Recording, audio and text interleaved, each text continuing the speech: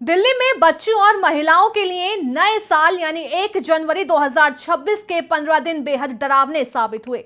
इसलिए क्योंकि महज 15 दिन में ही राष्ट्रीय राजधानी से 807 लोग गायब हो चुके हैं। गुमशुदा की इस फहरिस्त में सर्वाधिक संख्या है महिलाओं और बालिकाओं की।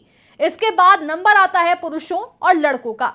देश की राजधानी होने के बाद जब दिल्ली में गुमशुदाओं की संख्या इतनी ज्यादा महज 15 दिन में, तो क्यों? और ऐसे में देश के बाकी दूर दराज इलाकों में जमीनी हकीकत कितनी भयावह होगी? इन्हीं तमाम सवालों के जवाब के लिए स्टेट मिरर हिंदी के editor crime investigation Sanjeev Chauhan ने एक्सक्लूसिव बात की दिल्ली पुलिस के रिटायर्ड डीसीपी, पूर्व आईपीएस और दिल्ली के गुमशुदा तलाश केंद्र के प्रमुख राजन भगत से। उन्होंने क्या कुछ कहा, आइए आपको सुनाते हैं। 15 दिन के अंदर साल की शुरुआत में 1 जनवरी 2026 से 15 जनवरी 2026 तक 807 लोग मिसिंग हैं, गायब हैं, गुमशुदा हो गए हैं। वो कोई अता पता नहीं है। और इस 807 में जो सबसे ज्यादा चौंकाने वाली संख्या है वो है भगत जी, 509 महिलाएं और 191 बच्चे। मतलब कहां जा रहा है? आप ये देखिए कि ये क्या हो गया 15 दिन में।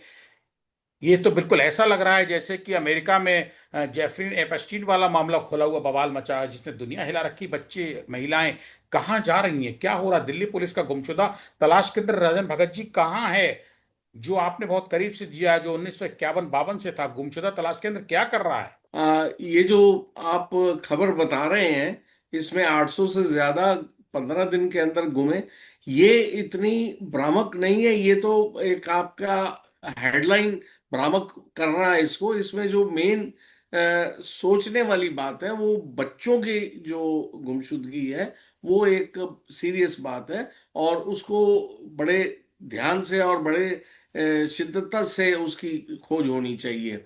100 कुछ बच्चे आपने बताए जो गुम हैं। इसके लिए पूरे देश भर में एक सुप्रीम कोर्ट का ऑर्डर है कि जब भी कोई माइनर बच्चा की गुमशुदगी की रिपोर्ट आती है तो तुरंत उसके लिए एफआईआर दर्ज होती है और उसके ऊपर इन्वेस्टिगेशन ऑफिसर अपॉइंट होता है। एक पूरा स्टैंडिंग ऑपरेटिंग प्रोसीजर है जो कि गाइडलाइन सुप्रीम कोर्ट से अप्रूव्ड है। वो हर केस में उसके लिए काम करना पड़ता है। तो उसमें एक सबसे इम्पॉर्टेंट है कि जो वेबसाइट है वो उसके ऊपर ये नाम जो है उनकी फोटो के साथ अपलोड करने पड़ते हैं, क्योंकि प्राइवेसी का मामला है, बच्चों का मामला है।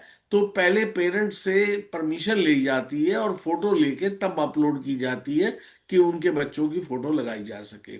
और एक स्टैंडिंग ऑपरेटिंग प्रोसीजर है जो कि देश भर में फॉलो किया जाता है। तो इसमें जहां तक, और दूसरा प्रश्न आपने किया गुमशुदा तलाश केंद्र का, ये पुराने जमाने की ओल्ड टेक्निक है। जिस समय मैनुअली काम होता था, टेलीफोन पे काम होता था, फैक्स भी बाद में आया था, तब एक होता था कि पूरी दिल्ली से जितने गुमशुदा बच्चे मिलते थे, एक हमारा दरियागंज में एक गुमशुदा केंद्र होता था बच्चों का।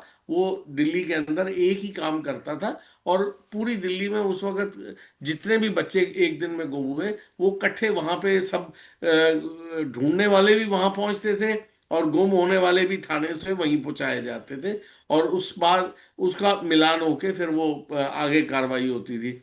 आजकल इलेक्ट्रॉनिक युग में आप कहीं से बैठे कंप्लेंट कर सकते हो।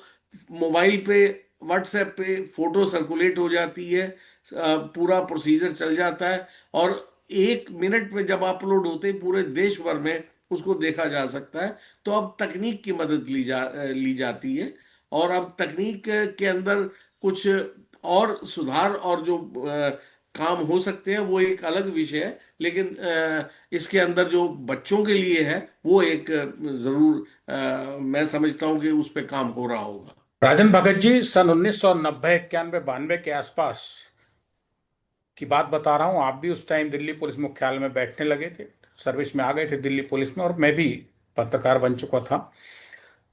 देश की राजधानी दिल्ली के थाना कोतवाली में, नॉर्थ डिस्ट्रिक्ट में, जिस गुमशुदा तलाश केंद्र की आपने बात की है, जिसका अब कहीं अता पता नहीं रहा है, अब दिल्ली पुलिस के पास गुमशुदा तलाश केंद्र, वो गुमशुदा तलाश केंद्र नाम का कोई चीज नहीं बची, वो जगह नहीं बची है कोतवाली में या कहीं भी पूरी दिल्ली में, देश की राजधानी में, जहां दिल्ली के तो छोड़िए, देश भर के खोए पाए जो हैं उनका रिकॉर्ड रहता था, बाकायदा रजिस्टर मेंटेन होता था। मैं मानता हूँ यही का जमाना है, व्हाट्सएप सोशल मीडिया का जमाना है, इंटरनेट है, गूगल है, कंप्यूटर लैपटॉप की दुनिया आ गई है मोबाइल की। लेकिन 1990 और अब 2026, 36 साल, बल्कि ये जो राकेश अस्थाना साहब थे,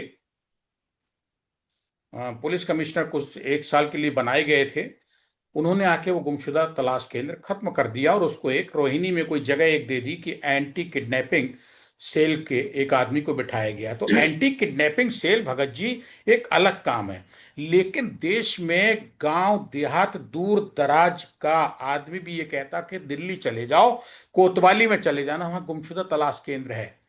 क्या आज जो नई टेक्नोलॉजी, एआई टेक्नोलॉजी आई है, वो क्या आप मानते हैं, मोबाइल व्हाट्सएप मानते हैं कि बहुत पिछड़े हुए राज्य में आज भी तमाम देश के हजारों लाखों गांव ऐसे होंगे जहां बिजली नहीं पहुंची है? भगत जी, वो लोग कैसे ऑनलाइन करेंगे? जो खोए पाए में है 807 लोगों का जिनका मैं जिक्र कर रहा हूं, खो गए, उनमें 2/3 तो महिलाएं और लड़कियां हैं, 509 के आसपास, 298 पुरुष हैं। जब पढ़ा लिखा खोएगा वो तो मोबाइल उठाएगा और उसको आपको एंट्री कर देगा, पढ़ा लिखा सब काम कर देगा कि मेरा खो गया, यहाँ पे ऑनलाइन कर दिया है। लेकिन भगत जी, आज भी निरक्षरता तो भारत में है, आज भी लोग ऐसे हैं जो 100 200 500 किलोमीटर चल के गुमशुदा तलाश केंद्र जो फिजिकल है वहां पहुंच जाते हैं। बाकायदा दूरदर्शन पे दिल्ली पुलिस की तरफ से विज्ञापन दिए जाते थे कि इनका ये पता है, ये एड्रेस है, ऐसी शक्ल, इनकी फोटो है, किसी को दिखाई दें तो गुमशुदा तलाश केंद्र दिल्ली थाना कोतवाली दरियागंज में संपर्क करें। वो आवाज अब सुनाई देनी बंद हो गई है और उस जमाने में इतने लोग खोते भी नहीं थे। आप देश की राजधानी दिल्ली में भीड़ बढ़ी है तो 15 दिन में 807 लोग गायब हो गए हैं, जिनमें 2/3 से मैंने अधिक जैसा महिला आपको और कहा लड़कियों। कि 807 में से जो बच्चे हैं उनका गुमशुदा होना एक चिंता का विषय है और उस पर गंभीरता से काम होना चाहिए। इसी चीज को मद्देनजर रखते हुए एक कोर्ट, दिल्ली हाई कोर्ट के आदेश के मुताबिक एक प्रॉपर स्टैंडिंग ऑपरेटिंग प्रोसीजर बना, जिसमें खोजने के लिए टीमें बनाई गई, जिसको एंटी किडनैपिंग सेल बोल रहे हैं आप। वो मिसिंग पर्सन्स का ही एक जुड़ा हुआ एक्सटेंशन है, जिसके ऊपर सब वहां पे डेडिकेटेड टीम लगती हैं।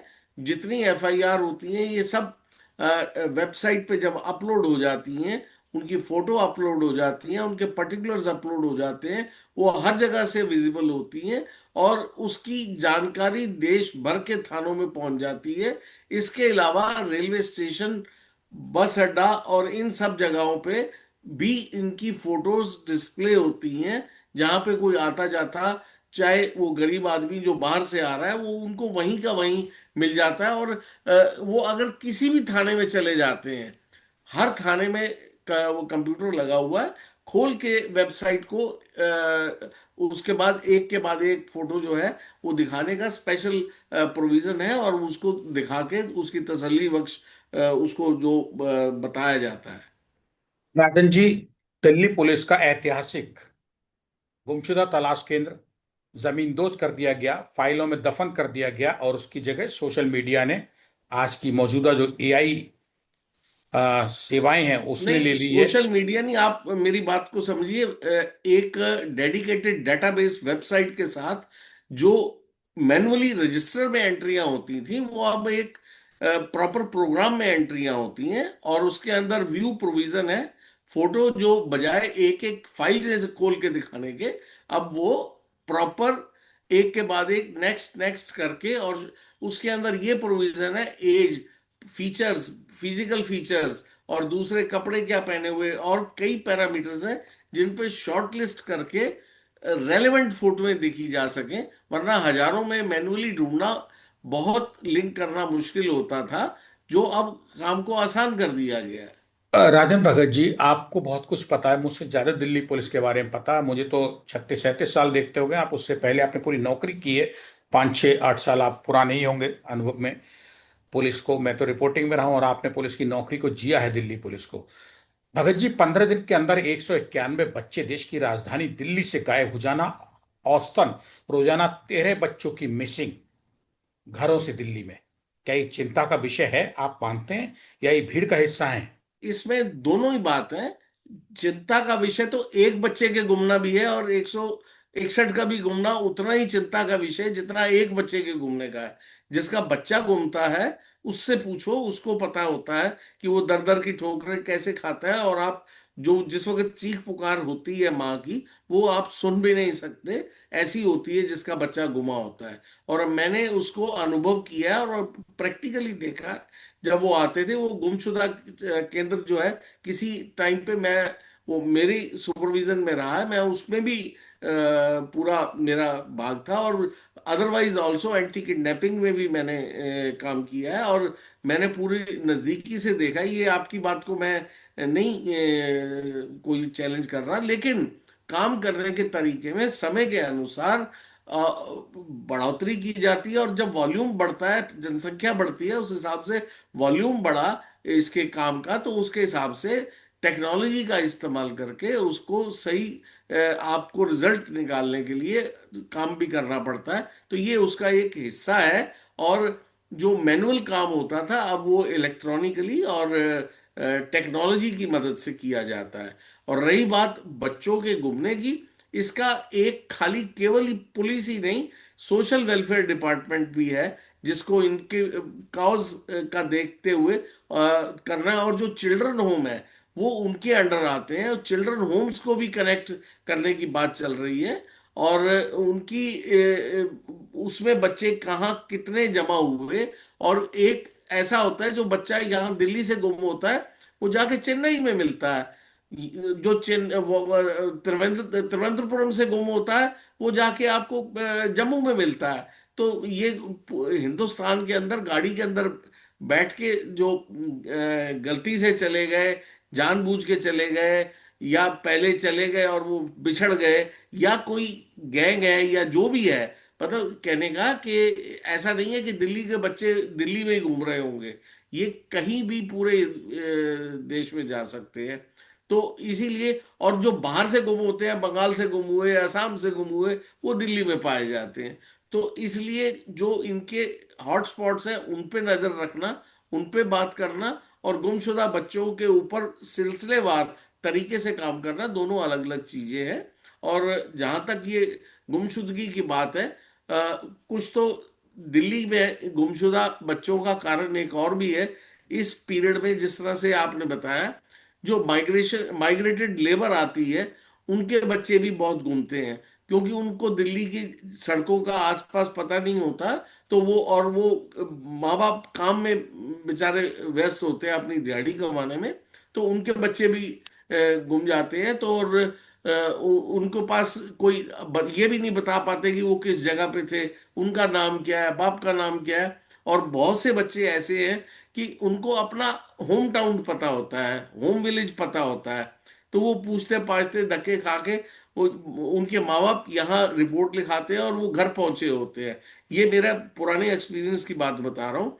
तो इसमें ये कंफर्म होना कि वो मिल गया है, ये जरूरी है। बच्चा एक भी गुम हो जाए, वो चिंता का विषय है। बच्चा एक भी गुम नहीं होना चाहिए, देश की धरोहर है। और बच्चे, अगर गुम होने का कोई गुमशुदा बच्चा मिलता है, तो उसको उसके घर तक पहुंचाना भी उतना ही इंपॉर्टेंट है जितना गुमशुदगी की रिपोर्ट लिखना। जो अब इलेक्ट्रॉनिक काम में ये है कि पहले कोई रिपोर्ट लिखता था, कोई नहीं लिखता था। अब ये एक मैंडेटरी ऐसा प्रोविजन है, दोनों बात बता रहा हूं मैं आपको। अगर कोई उसकी किडनैपिंग की एफआईआर दर्ज नहीं करता है, तो एसएचओ को जिम्मेवार ठहराया जाता है। और दूसरी तरफ जब बच्चा मिल जाता है, तो उसका भी लॉजिकल एंड तक तफ्तीश करके बच्चे को पहुंचाना। और जो ज्यादा बच्चे मिलवाता है, उसके लिए एक प्रमोशन का भी प्रावधान किया हुआ है कानून में, कि जो एक बच्चे ज्यादा से ज्यादा बच्चे दिलाएगा, अपने पेरेंट्स से मिलान कराएगा, तो उनको इंसेंटिव भी दिया जाता है। राजन भगत साहब, दिल्ली पुलिस के, देश की राजधानी के पूर्व सब इंस्पेक्टर, पूर्व एसीपी, पूर्व एडिशनल डीसीपी, पूर्व डीसीपी, भारतीय पुलिस सेवा के पूर्व आईपीएस और देश की राजधानी दिल्ली के खत्म हो चुके गुमशुदा केंद्र के प्रभारी होने के नाते मैं आपसे ये पूछना चाहता हूं, जो आप इन पदों पर इतने रह चुके हैं, कि देश की राजधानी दिल्ली से 54 लोग रोजाना गायब होना,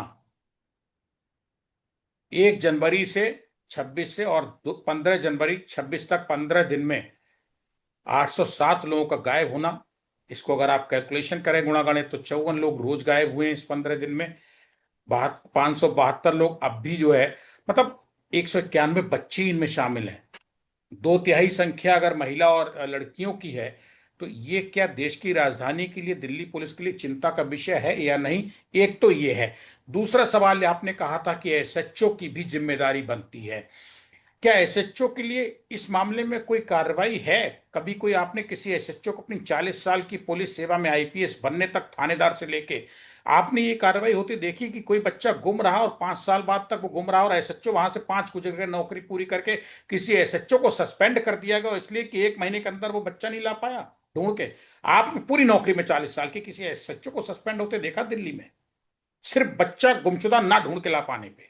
देखिए, मैं आपको इसको सीधी सीधी बात बताऊं कि संख्या भयानक नहीं है कह सकते।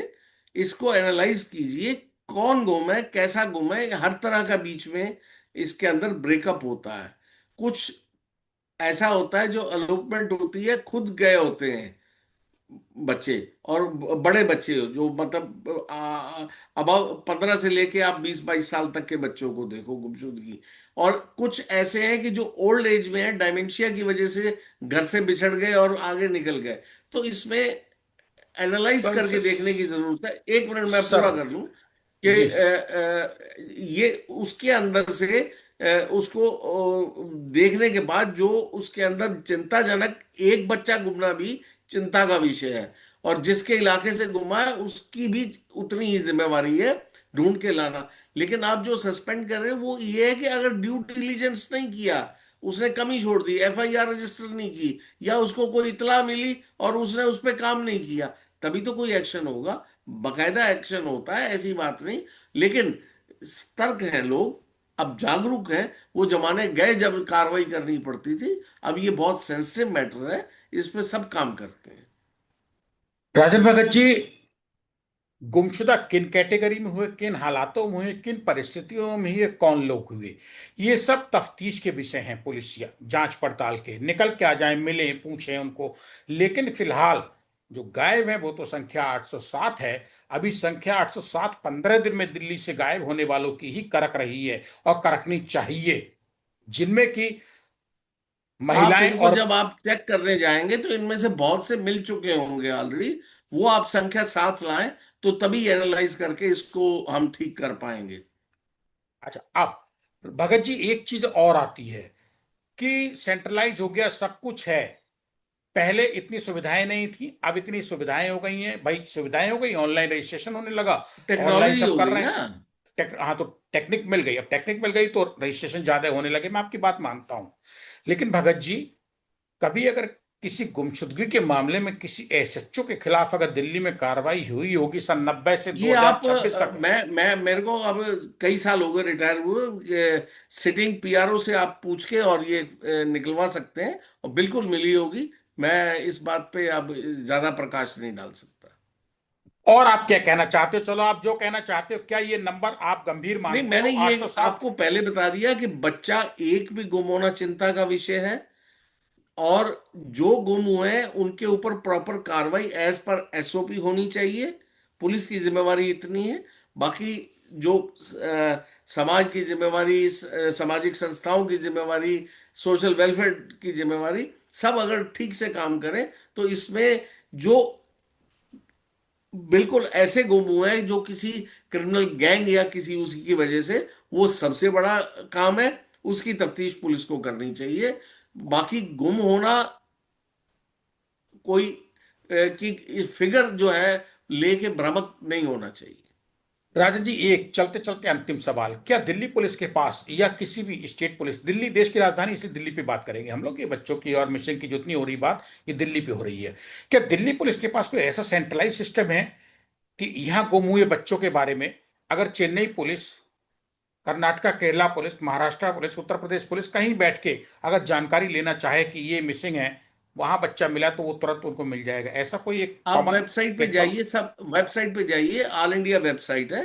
हर स्टेट, हर जगह, हर छोटे से छोटे केंद्र पे पूरा हिंदुस्तान जुड़ा हुआ है crime criminal tracking network system से। और वेबसाइट पे एक एक बच्चे की जितनी एफआईआर है और जितना भी गुमशुदा है, सबकी पूरा डिटेल आपको 1 मिनट में मिलेगा। आप देश के किसी कोने में बैठ के इसको चेक कर सकते हैं, किसी थाने में भगत चेक कर सकते हैं। भगत जी, इसमें कितनी सच्चाई है कि दिल्ली पुलिस ने अपने हर जिले में इस तरीके के खोए पायों के लिए कोई विशेष टीमें बनाई हुई हैं जो निरंतर सिर्फ यही काम करती हैं, क्या ये सही है? क्राइम ब्रांच की बहुत डेडिकेटेड टीम है और वो हर रोज के